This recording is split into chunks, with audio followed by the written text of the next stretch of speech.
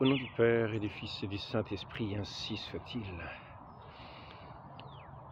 Je voudrais commencer par dire une évidence qui, j'espère, paraîtra évidente à la plupart de ceux qui l'entendront, à savoir que ce n'est pas parce que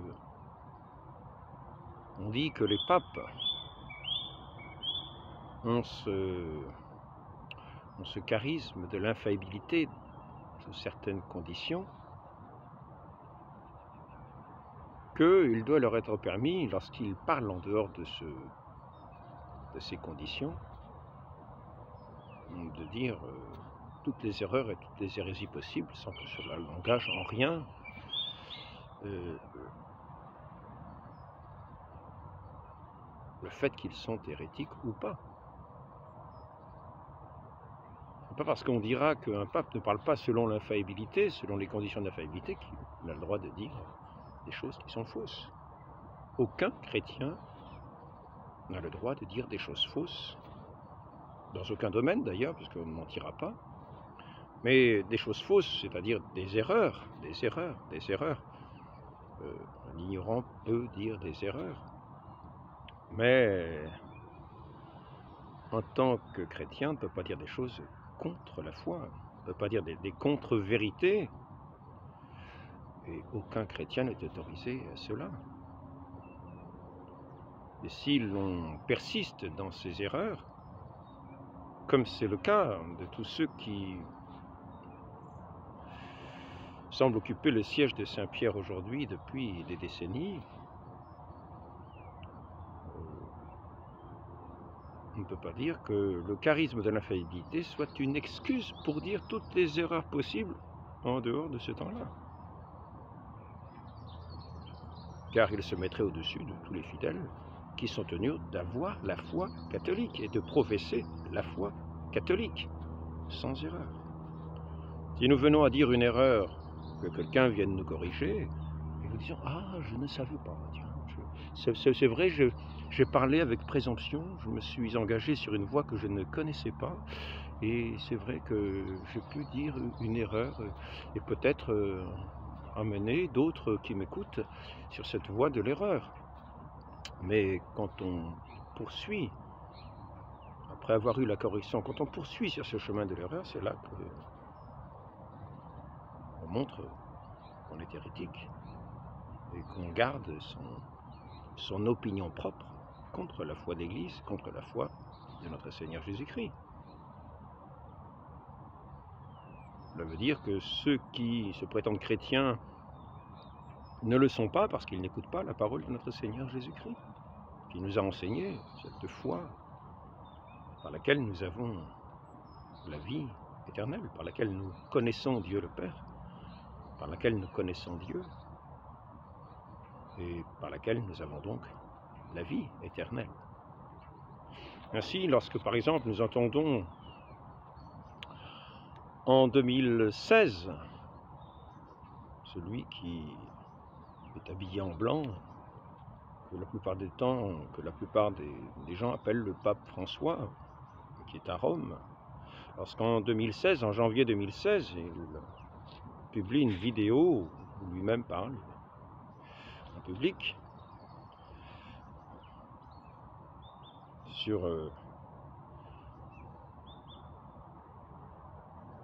dans une intention de prière du mois, comme apparemment il y a chaque mois une intention de prière. Ainsi, il dit la phrase suivante: dans cet éventail de religions, là j'ai mis 3 points de suspension parce que je n'ai pas voulu mettre toute la citation, mais toute la citation c'est « nous n'avons qu'une seule certitude ». Je crois me souvenir que c'est ça. Nous n'avons qu'une seule certitude. Dans cet éventail de religions, nous n'avons qu'une seule certitude, c'est que nous sommes tous enfants de Dieu. Nous sommes tous enfants de Dieu. Voilà une parole qui ne paraît pas conforme à la foi catholique, et qui paraît loin d'écouter l'enseignement si clair de notre Seigneur Jésus-Christ, qui dit justement à ceux qui ne l'écoutaient pas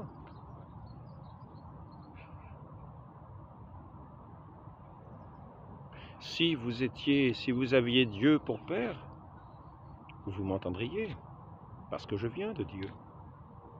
Et il continue par leur dire, pourquoi ne m'entendez-vous pas? C'est parce que votre Père, c'est le diable. Et nous voyons ici que c'est l'enseignement de notre Seigneur Jésus-Christ, qui dit à ces gens qui ne l'écoutent pas, c'est-à-dire à ces gens qui refusent d'entendre sa parole par laquelle, qui refusent de donner foi à sa parole, sur laquelle il bâtit son Église, par laquelle il bâtit son Église. Cette foi sur laquelle il bâtit son Église, par l'écoute de sa parole. Pourquoi ne m'entendez-vous pas? C'est-à-dire tous ceux qui sont allés entendre d'autres prophètes, d'autres voix, et qui n'entendent pas la parole de notre Seigneur. À tous ceux qui n'entendent pas la parole du Christ, qui refusent de l'entendre. Il dit, votre Père, c'est le diable.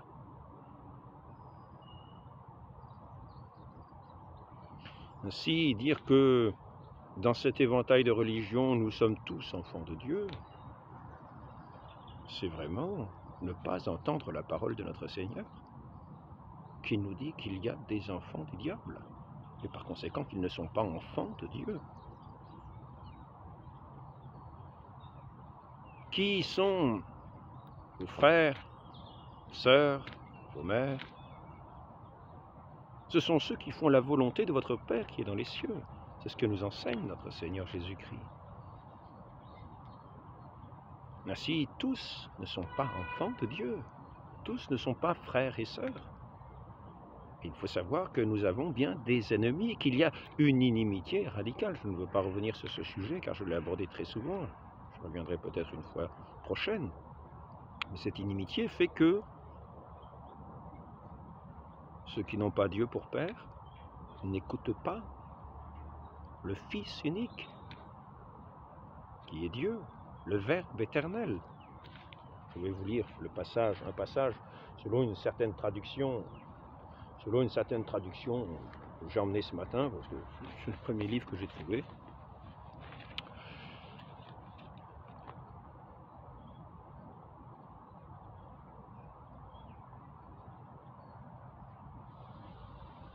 Alors, au commencement était le Verbe, et le Verbe était avec Dieu, et le Verbe était Dieu. Le Verbe. Tout a été fait par elle, par lui, par ce Verbe. Rien de ce qui a été fait n'a été fait sans lui. Il était la vie était la lumière des hommes. La lumière brille dans les ténèbres et les ténèbres ne l'ont pas accueillie. Donc, le Verbe était dans le monde, et le monde a été fait par lui, et le monde ne l'a pas connu. Il est venu chez les siens, et les siens ne l'ont pas reçu. Mais à tous ceux qui l'ont reçu,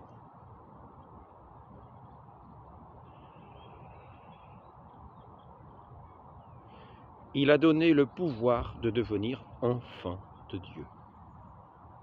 Il n'est pas dit ici que tous les hommes sont enfants de Dieu, quelle que soit dans la diversité des religions. Et c'est la seule certitude, en plus est-il dit, la seule certitude que nous ayons. Est-il dit dans cette phrase? Dans cet éventail de religions, nous n'avons qu'une seule certitude, c'est que nous sommes tous enfants de Dieu. C'est-à-dire qu'en fait, il n'y a pas de foi certaine dans ce que professe notre Seigneur Jésus-Christ, c'est-à-dire qu'on ne l'écoute pas. C'est un aveu que l'on n'écoute pas notre Seigneur Jésus-Christ, car on ne peut l'écouter que dans la foi. Car si l'on veut bâtir sa vie sur notre Seigneur Jésus-Christ, il faut avoir foi en lui, c'est-à-dire que c'est une certitude. La foi n'est pas une chose incertaine. Croire n'est pas un acte d'incertitude, c'est un acte de certitude. Je connais par la foi.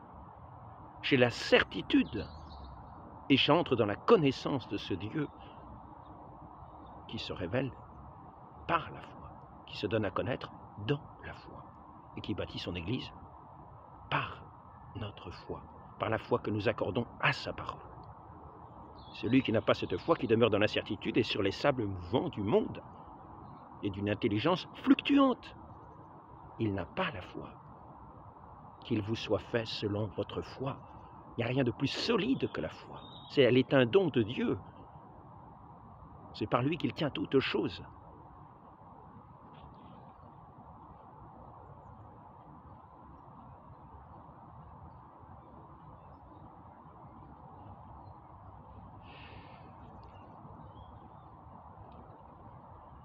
À tous ceux qui l'ont reçu, il a donné le pouvoir de devenir enfants de Dieu, à ceux qui croient en son nom,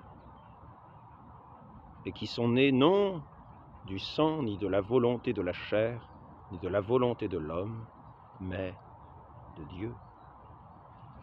Voilà donc les enfants de Dieu. Ainsi, nous voyons que nous devons faire très attention lorsque nous prenons prétexte que telle personne habillée en blanc parlerait en dehors, parlerait en dehors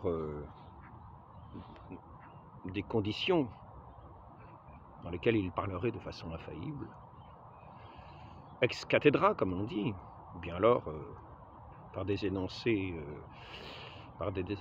énoncés solennels dans des conciles, donne des définitions, où il y a des condamnations de ceux qui refusent de croire. Il s'est adressé à tout l'univers, toute l'Église entière. Parlant en dehors de ces conditions-là, celui qui normalement est sur la chair de Saint-Pierre n'a pas à professer d'erreur et de mensonge. Car là, nous prenons celui qui a parlé de cette façon, flagrant délit de mensonge et d'erreur lourde de conséquences. Car nous faisons croire que notre Dieu se contredit lui-même. Lui qui est la vérité se contredirait lui-même. Lui qui est Dieu, immuable, éternel, on viendrait à se contredire, suivant que l'on habite à tel endroit ou à tel autre endroit, ou que l'on utiliserait tel livre ou tel autre livre, tout à fait indifféremment. La seule certitude que nous aurions, c'est que nous serions, malgré toutes les bêtises que nous pourrions dire, toutes les contradictions que nous pourrions dire, nous serions tous enfants de Dieu, et ainsi nous ne serions plus chrétiens, nous n'aurions plus la foi catholique, cette foi sur laquelle notre Seigneur Jésus-Christ, vrai Dieu et vrai homme, est venu bâtir son Église pour donner la grâce de la vie éternelle à ceux qui entreraient dans cet édifice, dans ce saint édifice, dans cette arche sainte qui est l'Église, sur les flots de ce monde de ténèbres. Cette Église qui est cette ville de lumière, assise sur un mont pour éclairer ceux qui ont des yeux pour voir dans le monde. Et pour condamner ceux qui refusent la lumière, cette lumière qui est leur propre condamnation, car ils rejettent Dieu en voyant la lumière de Dieu. Ainsi ils se condamnent eux-mêmes. Donc, notre Seigneur Dieu nous a témoigné de sa divinité.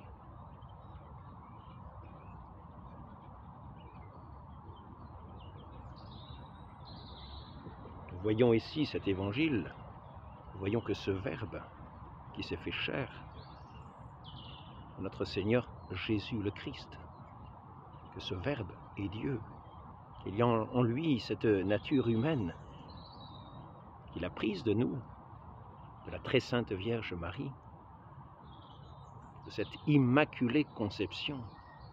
Il n'y a en elle aucune trace du péché, ce qui fait que ce Verbe en s'incarnant n'a eu en lui aucune trace du péché originel. Et que ce Dieu qui est uni à son Père, qui est un avec son Père, mon Père et moi, nous sommes un, nous dit-il. Mon Père et moi, nous sommes un. Et quand il dit mon Père, c'est ce Dieu éternel, céleste.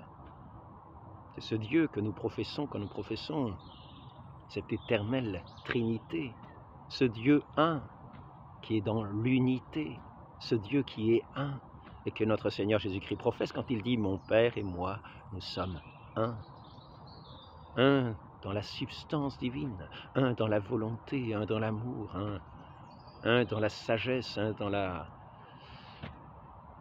toute-puissance, un dans la lumière, les lumières de la lumière née de la lumière, engendrée, vrai Dieu né du vrai Dieu, engendré, non pas créé, engendré de toute éternité, ce Verbe éternel.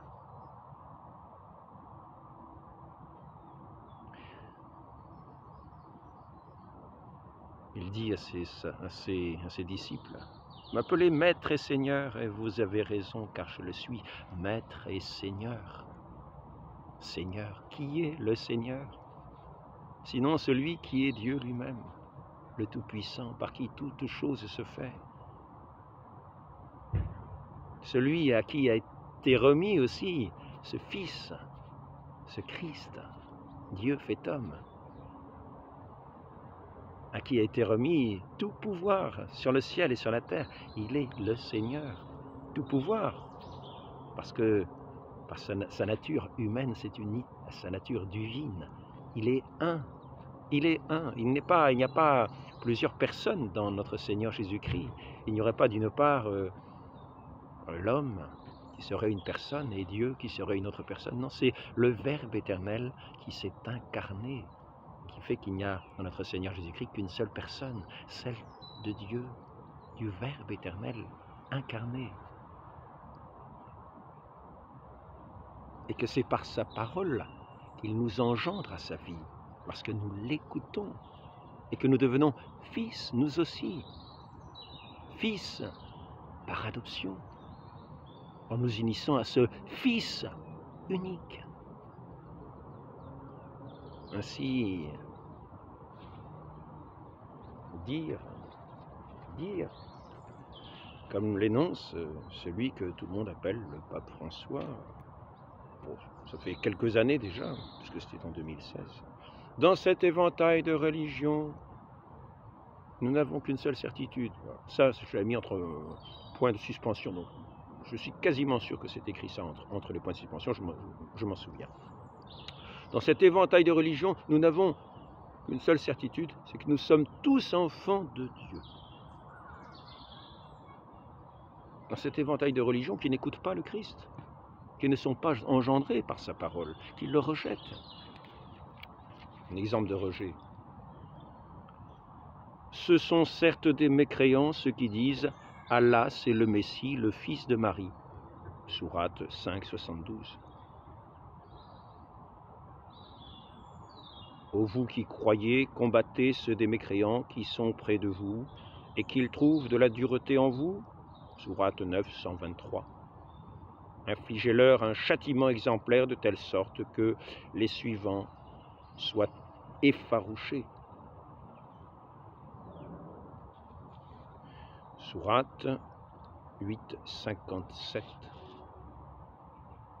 Frappez de terreur l'ennemi d'Allah et le vôtre. Voilà de bien singuliers frères qui refusent d'entendre cette parole de notre Seigneur Jésus-Christ qui dit lui-même « Mon Père et moi, nous sommes un. Nous sommes un. » Notre Seigneur,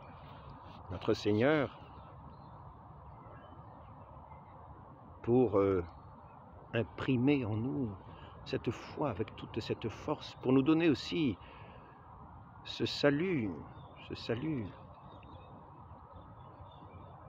on est venu à subir tous les affronts de ce monde qui se sont opposés à sa parole, parce que ce monde, comme notre Seigneur nous le dit, a pour père Satan. Ce monde qui refuse d'entendre le Christ a pour père Satan. Satan qui va donc refuser d'entendre le Christ, c'est-à-dire le combattre. Le combattre. Et tout au long de sa vie, notre Seigneur Jésus-Christ va être combattu. Tout au long de sa vie. Nous connaissons au moins ses combats dans sa vie publique, depuis son baptême. Nous voyons Satan dans le désert qui va le provoquer. Et le Christ, à chaque instant, restait dans la fidélité à son Père et ainsi vaincre celui qui est l'ennemi de Dieu. L'ennemi qui refuse, dans son orgueil, d'honorer ce Père éternel, qui refuse du même coup d'être ce Fils de Dieu, et qui est rejeté de cet état de grâce, parce qu'il refuse lui-même la lumière. Ainsi les ténèbres ne l'ont pas reçu.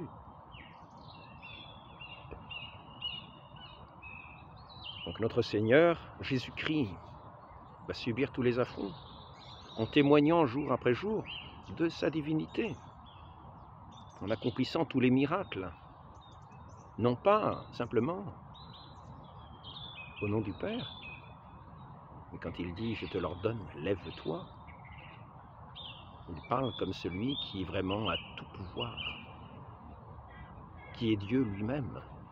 Il ne fait pas comme les prophètes de l'Ancien Testament qui montraient par simplement cette prière adressée à Dieu. C'est lui-même qui ordonne aux sourds d'entendre, aux aveugles de voir, aux morts de ressusciter. Et lorsque notre Seigneur va subir cette mort ignominieuse, parce que son humanité va pâtir cette mort ignominieuse, cette flagellation de ces insultes, où il est traité d'une certaine manière, je vais essayer de retrouver ça, dans ces accusations, il est traité d'une certaine manière de complotistes, de gens qui soulèvent le peuple. C'est ce qui est dit dans les évangiles. On l'a accusé de soulever le peuple, d'être une espèce de comploteur. Comme on dirait aujourd'hui, peut-être un complotiste.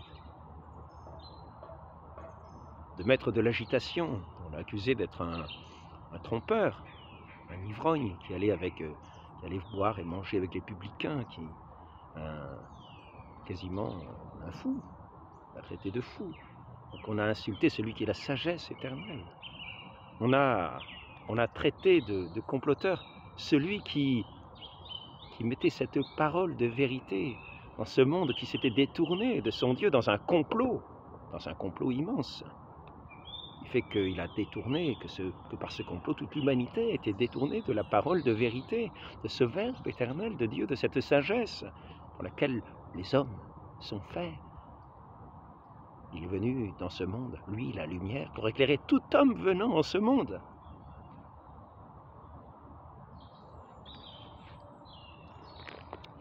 Je crois que c'est un gros livre. Je vais peut-être avoir du mal à trouver assez rapidement les accusations.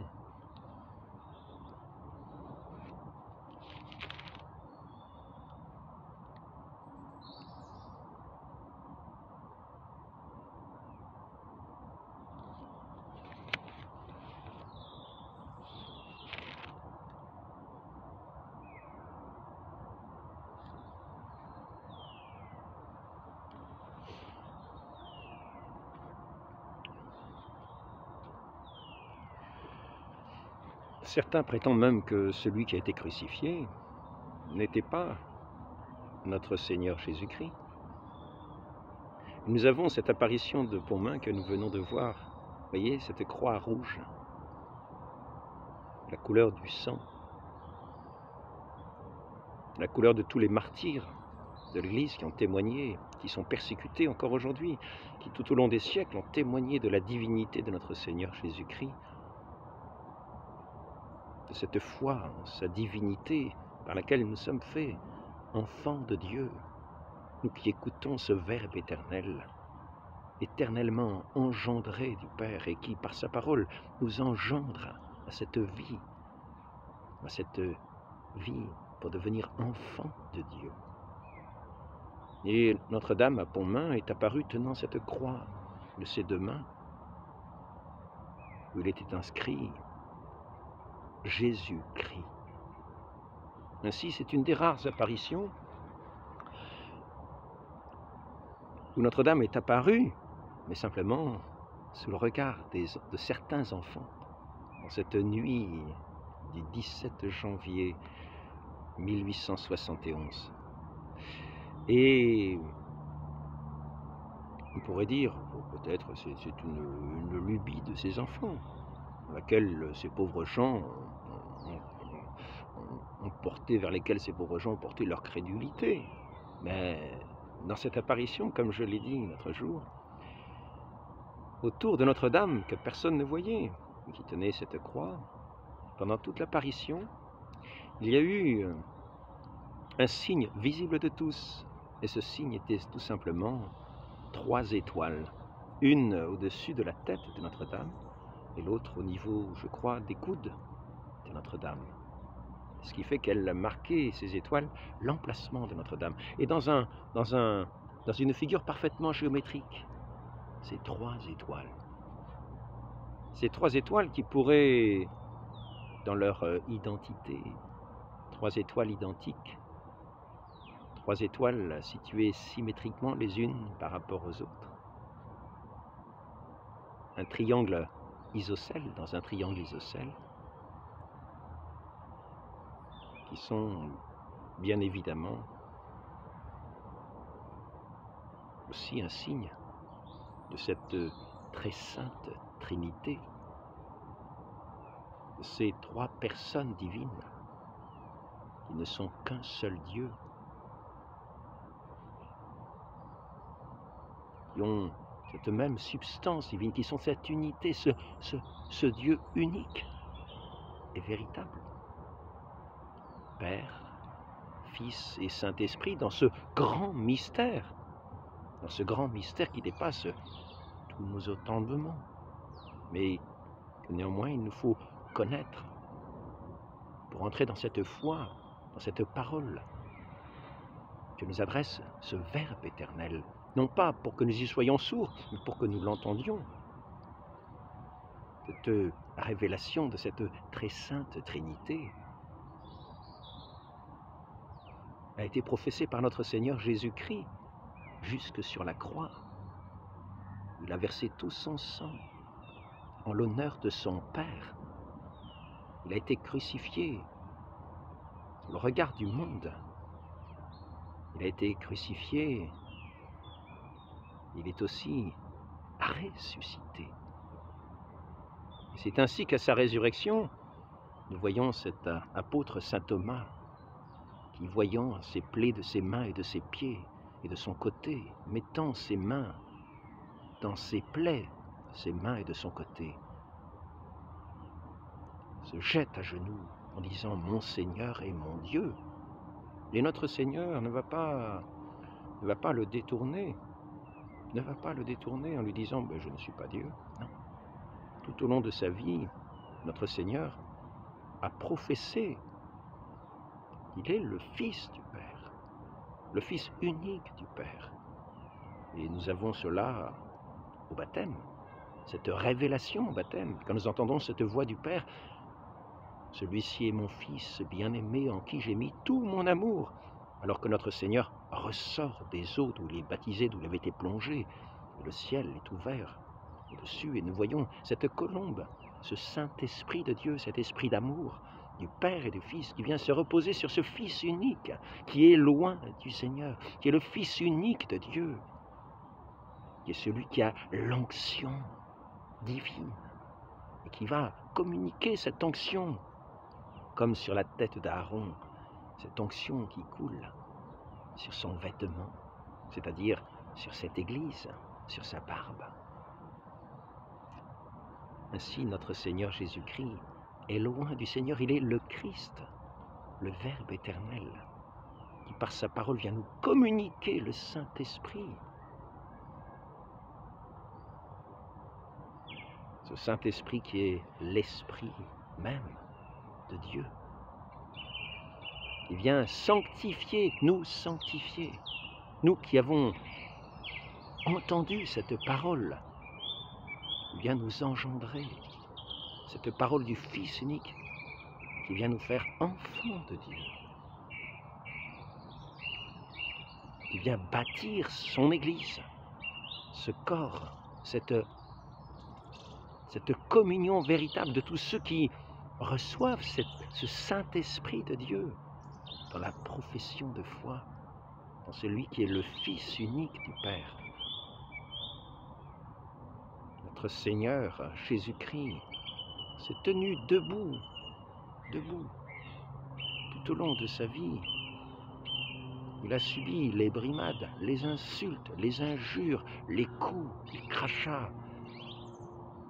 Il a été fixé sur cette croix d'ignominie où étaient fixés les bandits. Il a été cloué en croix au milieu de 2 bandits qui étaient condamnés à mort. Et ainsi, il a senti ces clous plantés dans ses mains, dans ses pieds. Il a senti cette soif sur la croix.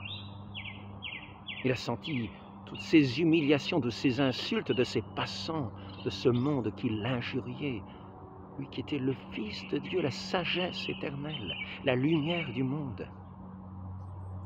Que ceux qui rejetaient sa parole, ces fils de Satan, avaient mis sur la croix dans un complot contre leur Dieu. Ainsi notre Seigneur, au matin de Pâques, est ressuscité. Et ses apôtres en ont témoigné, ils n'ont pas inventé un mensonge pour lequel ils auraient été eux-mêmes persécutés. Un mensonge qui ne leur aurait apporté devant Dieu aucunement la vie éternelle, et devant les hommes aucune gratitude, puisqu'ils ont été combattus comme le Christ a été combattu, comme le Christ a été haï, pour professer de foi de notre Seigneur Jésus-Christ, afin que l'humanité puisse devenir d'enfants de Satan, se détourner de cet ange funèbre, de cet ange sinistre, de cet ange obscur, pour entrer dans ce royaume de la lumière, des enfants de Dieu. Ainsi, faisons bien attention, ne nous laissons pas séduire par ceux qui voudraient vendre la foi si facilement au point de dire dans cet éventail de religion, nous sommes tous enfants de Dieu. Imaginez l'ignominie de ces paroles. L'ignominie de ces paroles. Le fils de Satan qui refusait d'entendre le Fils unique de Dieu, le Verbe éternel, qui l'ont fait crucifier,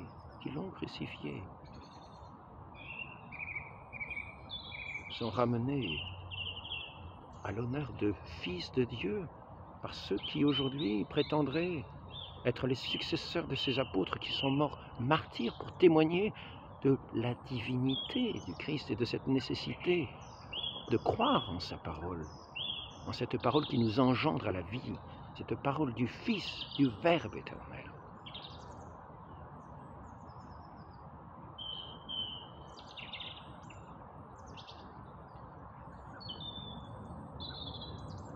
Notre Seigneur nous dit bien, il viendra beaucoup de faux prophètes en mon nom. Ne les écoutez pas, c'est à leurs fruits que vous les reconnaîtrez. Voyons les fruits de ceux qui ont fait cette révolution, qui professent une autre foi qui n'est pas celle que notre Seigneur a professée sur la croix et dans sa résurrection, que les apôtres ont professée jusqu'à leur martyre, et que tous les saints ont professé beaucoup au prix de leur vie et ont donné leur vie dans des monastères les plus secrets, les plus cachés, sur les terres lointaines, subi les affres des maladies, de la chaleur, de combien ont témoigné de cette foi que le Christ lui-même n'a cessé de nous dire. Si vous ne croyez pas en moi, vous périrez dans vos péchés. Lui qui remettait les péchés parce qu'il était le Verbe éternel, le Fils unique de Dieu, Dieu lui-même, qui est, comme il le disait lui-même, mon Père et moi, nous sommes un.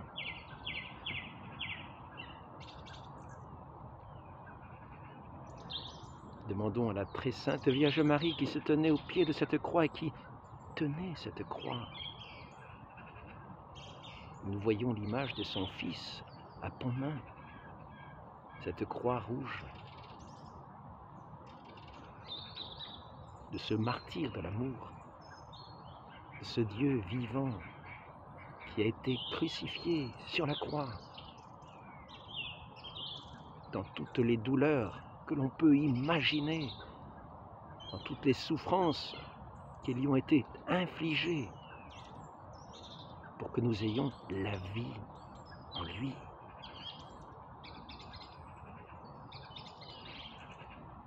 Comme un torrent de vie qui a jailli de ce cœur percé par ce soldat romain, cette eau et ce sang qui par son mérite nous a obtenu de laver tous nos péchés, à nous qui entendons cette parole de vie de ce Seigneur et Maître, que nous faisons profession de foi, de servir, que nous faisons profession de servir. Demandons cette grâce de toujours le servir et de lui être fidèle, pour demeurer ces enfants de Dieu véritables. Demandons cette grâce à la très sainte Vierge Marie.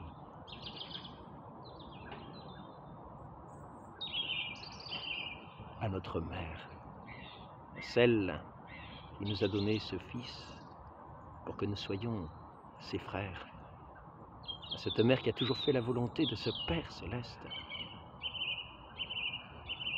à ce Fils unique qui est un avec ce Père céleste et qui a toujours fait sa volonté, pour que nous soyons un dans cette grande famille de tous les saints qui ont toujours fait la volonté du Père et du Fils par la grâce du Saint-Esprit. Demandons cette grâce à cette Mère de l'Église, à cette Mère de notre Sauveur, afin que nous soyons éternellement enfants de Dieu dans cette cour céleste avec les saints anges, les saints archanges et tous les saints du ciel. Ainsi soit-il, au nom du Père et du Fils et du Saint-Esprit, ainsi soit-il.